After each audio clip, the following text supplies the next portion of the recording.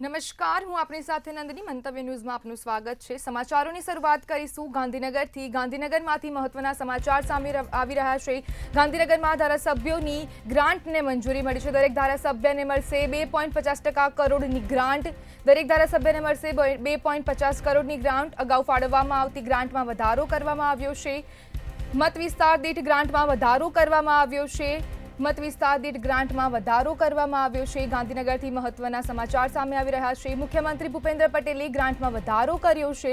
મુખ્યમંત્રી ભૂપેન્દ્ર પટેલે ગ્રાન્ટમાં વધારો કર્યો છે. જળસંચય માટે ગ્રાન્ટમાંથી 50 લાખનો ખર્ચ કરાશે. જળસંચય માટે ગ્રાન્ટમાંથી 50 લાખનો ખર્ચ કરાશે.